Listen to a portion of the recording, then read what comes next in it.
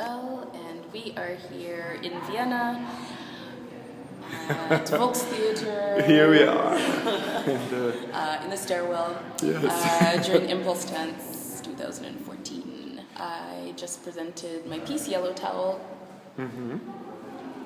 at Schauspielhaus last week. So I'm from Montreal in Canada, and the piece began, I feel like there's many false starts, but officially I guess we can say in a workshop with Ivo Dimchev in 2011.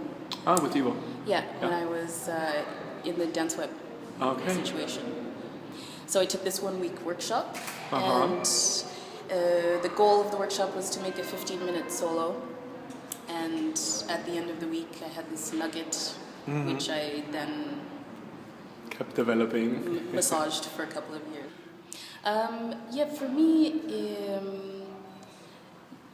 For me, it's just actually about putting myself into situations. So I don't look at it as character development or narration or whatnot. It's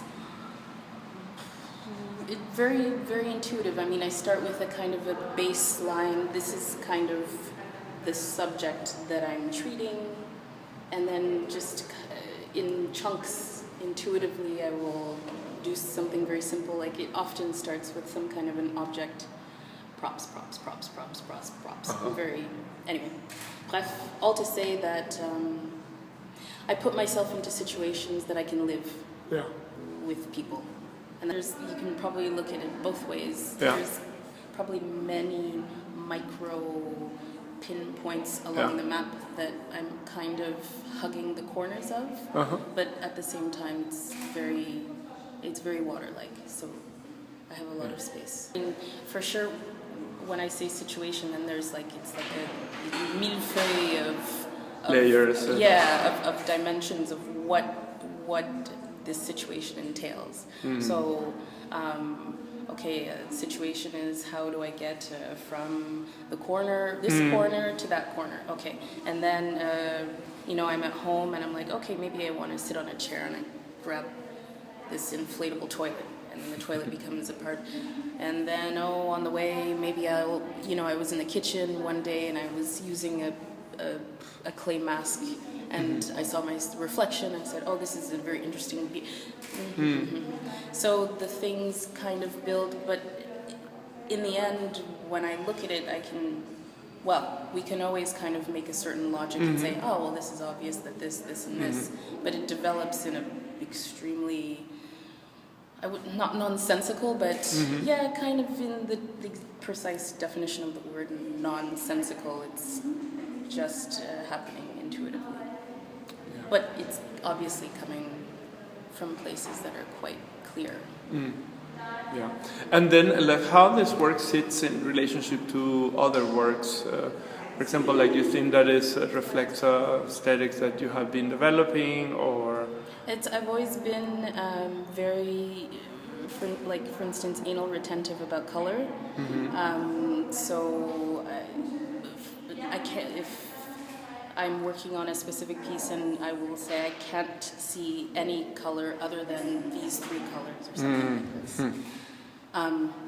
This has always kind of been like this, but I'm also, when I hang my laundry, I hang it in the order of the rainbow and these kinds of obsessive compulsive things. So it's kind of like touching on both of these things. But with this piece, for instance, the yellow, again, see, it kind of shoots it from all angles. So when I started working on the piece, I had just happened to bring these yellow tights with me. So it was the first object that I played with. So then yellow.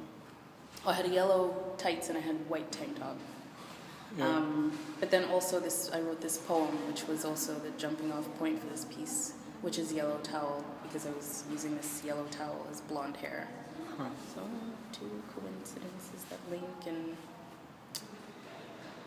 it just becomes an aesthetic cake. And when I'm looking at the overall picture of things, it needs to make a kind of visual cinematographical I can never say this word.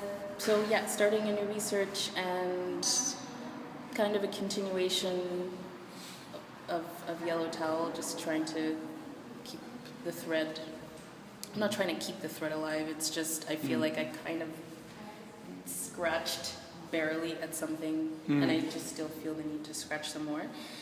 And at the same time I have a good friend who's a visual artist, and we kind of have similar bastardized working methods, and for years we've been talking about how we can mesh the bastardizations together, and this is the moment we just decided. Can you tell a little bit more about this bastardization? What does it mean? It's I think we both feel kind of like bastards of art because we both came late to it. We both kind of came sideways to it with like maybe feeling a little undereducated or not proper, or approach without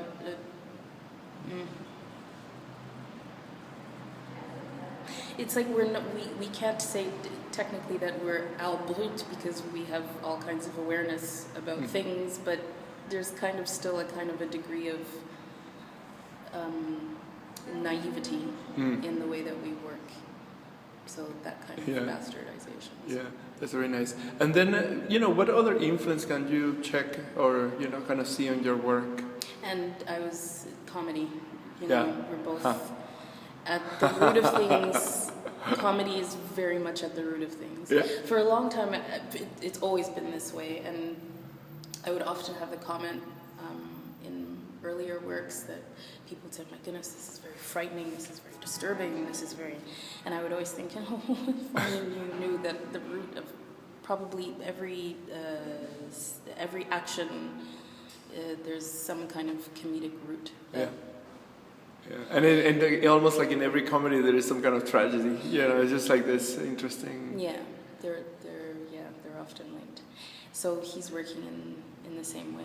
So comedy. When we talk about our influences, I can cite film more than I can cite other dance artists, for instance. Yeah, interesting. Yeah. Yeah, well, thank you very much. Amongst. Yeah? Yes. Well, thank you. This is great, and I hope that we can continue the conversation. Thanks.